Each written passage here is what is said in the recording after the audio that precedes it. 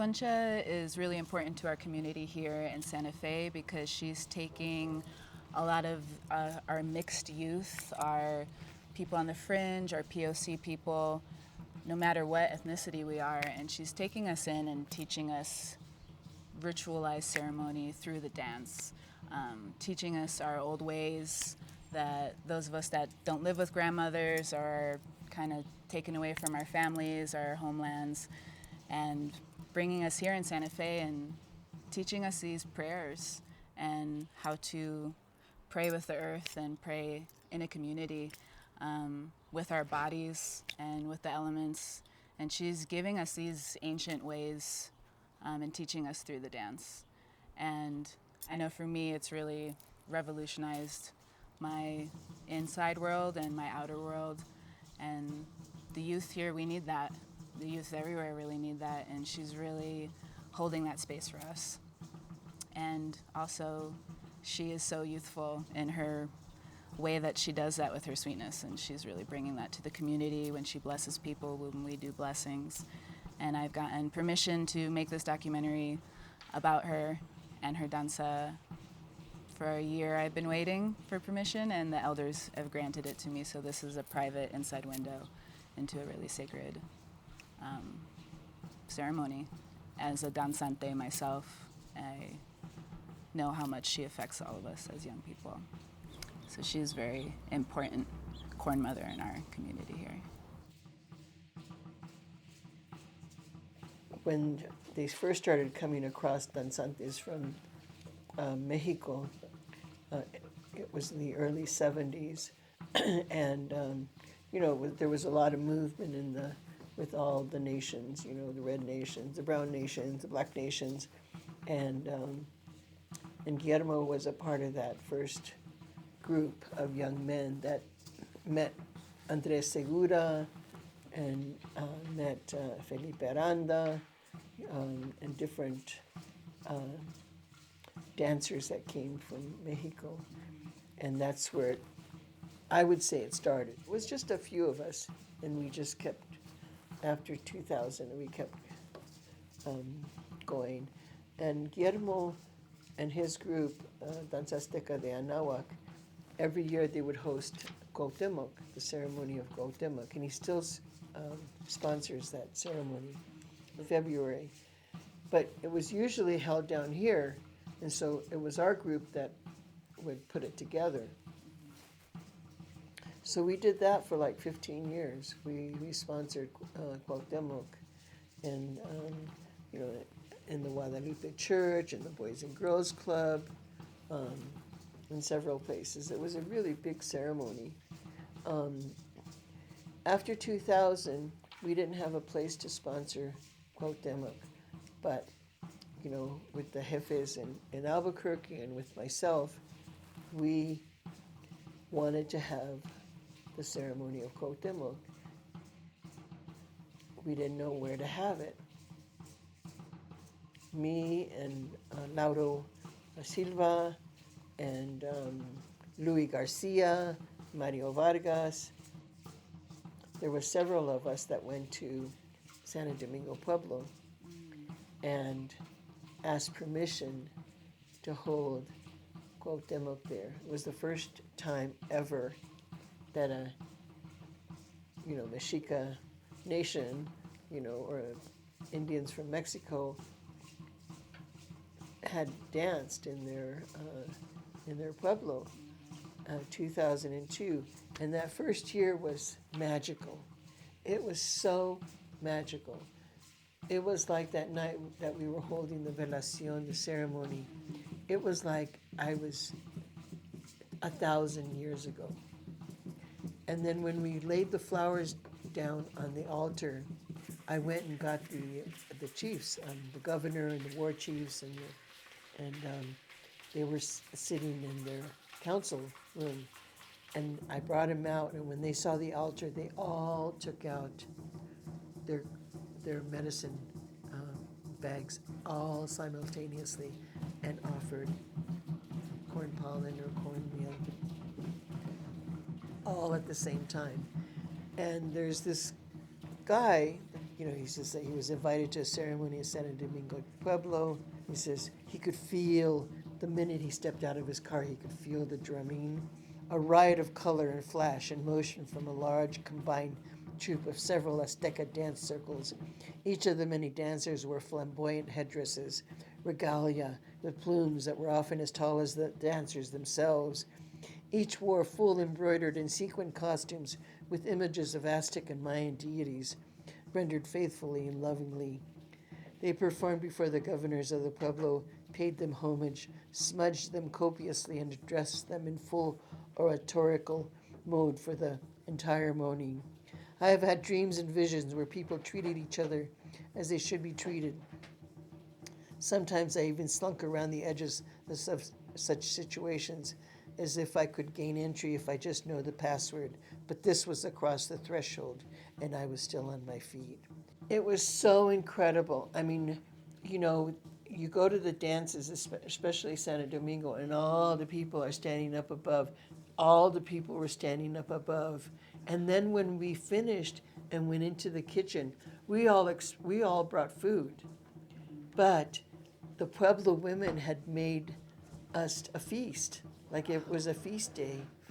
It was so, I it was, I felt like I had been transported back 1,000 years, where, a whole troop of native people from Mexico were coming up, and just, feasting together and celebrating together. And, there was about 100 dancers, Aztec dancers, that it was incredible.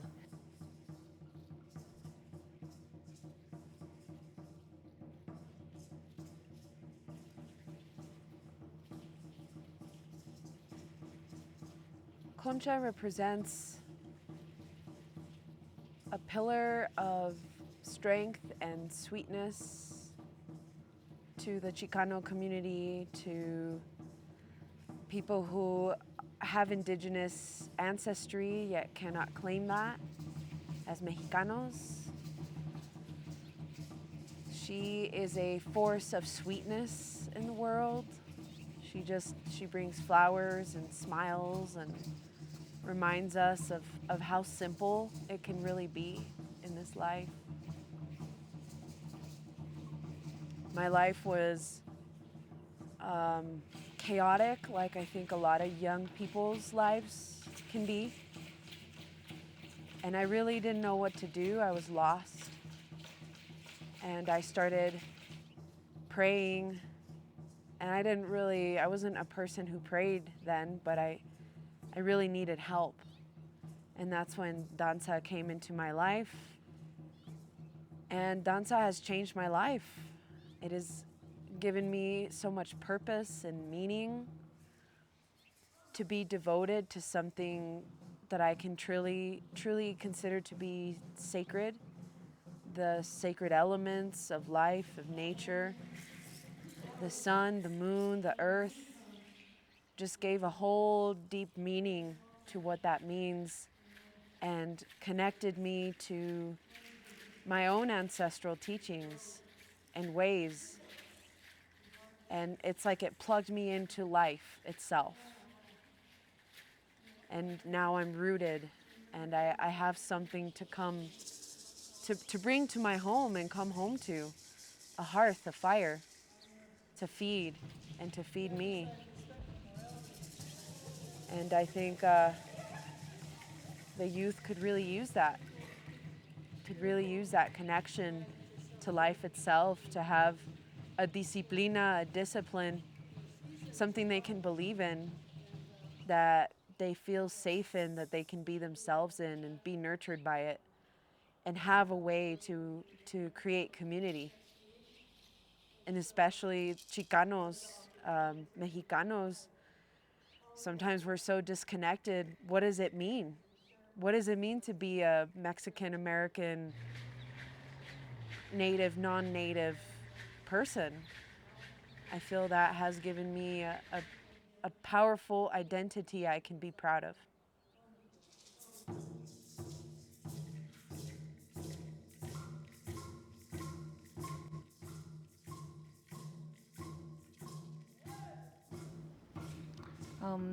When I moved to the States, it was very hard to find community, especially because America is very individualistic, and it's about me and I and my right and my land and me.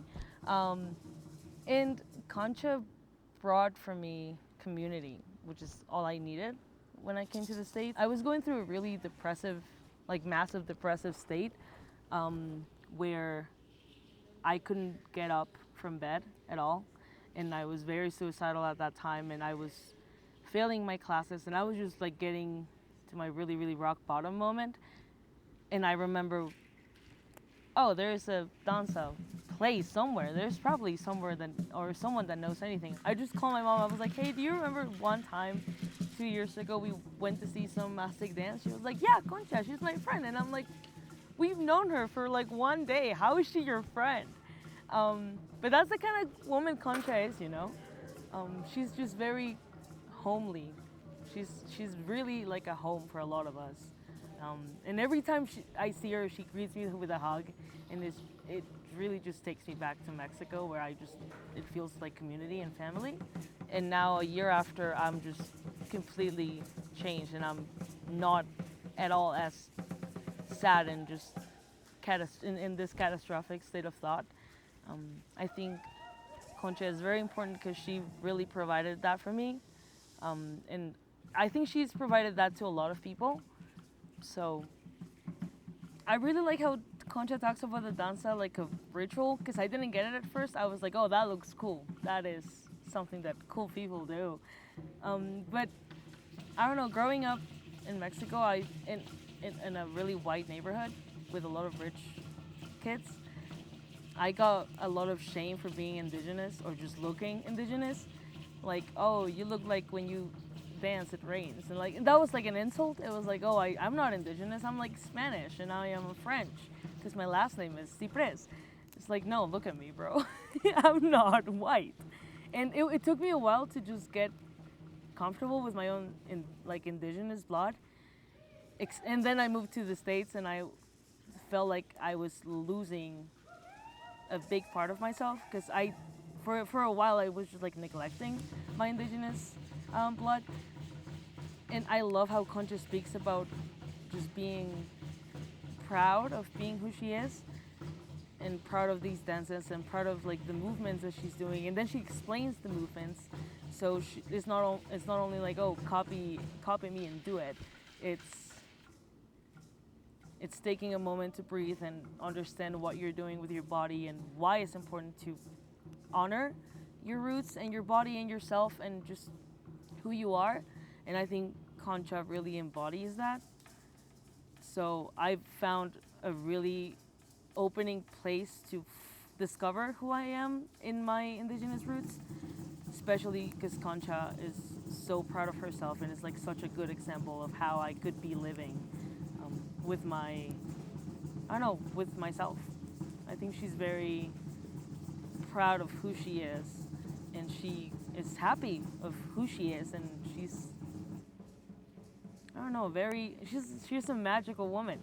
She's so full of life and full of power, and it's inspiring because I never thought an indigenous person could do that, because when I grew up with a lot of shame upon that.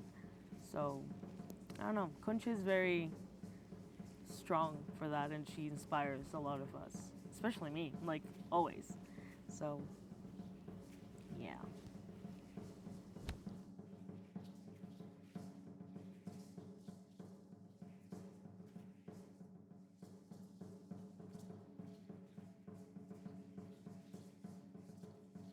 The circle has gotten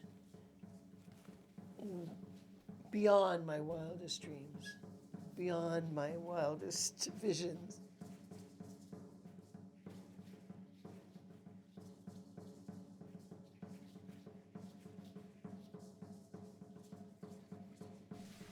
We met through my uncle Randy.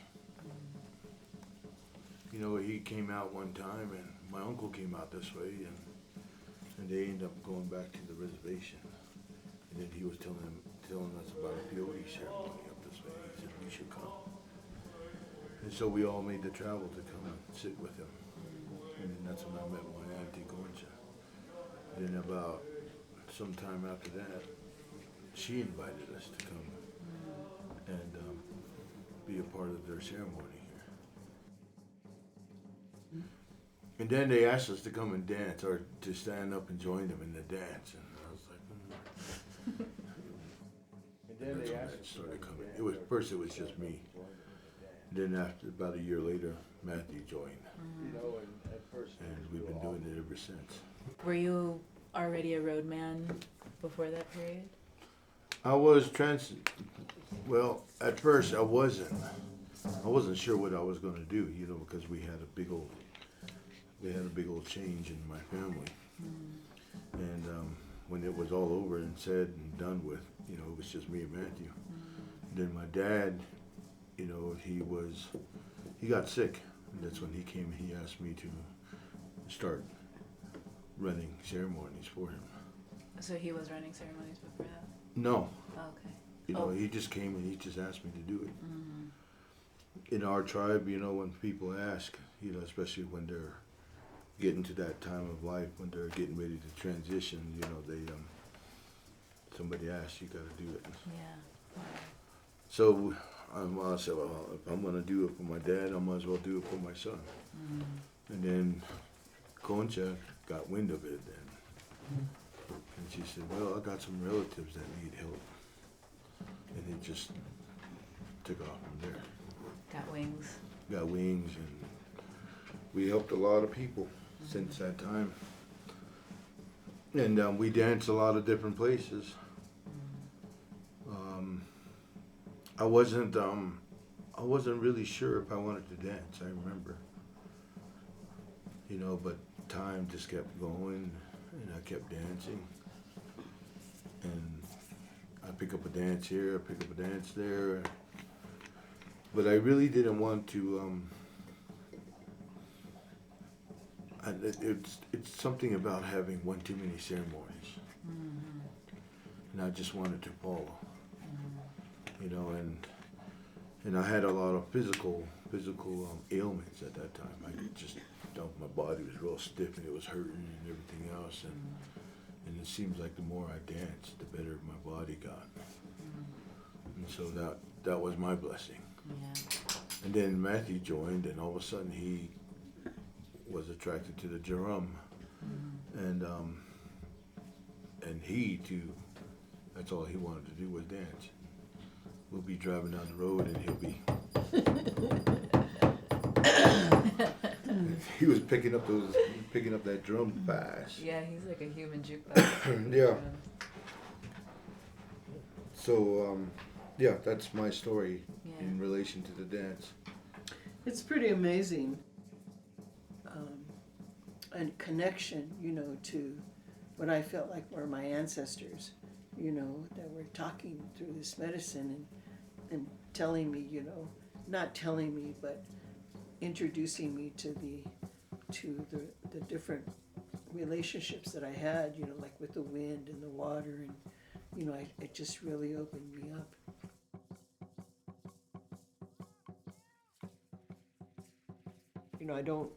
I don't have a linea, I don't have a lineage, which I'm okay about, because I do have, different capitanes, from Mexico recognizing me, like we were recognized in Chalma, even though I don't have a lineage, just because I've made, over the years, so many people have come through Santa Fe and danced with us, and yeah. Yeah, it seems like you started your own lineage here, though. So it feels like. I have. Ok, le voy a decir a Concha que ella es el hogar que estaba buscando y que no encontraba. Sí, she's the home that I was looking for and I couldn't find.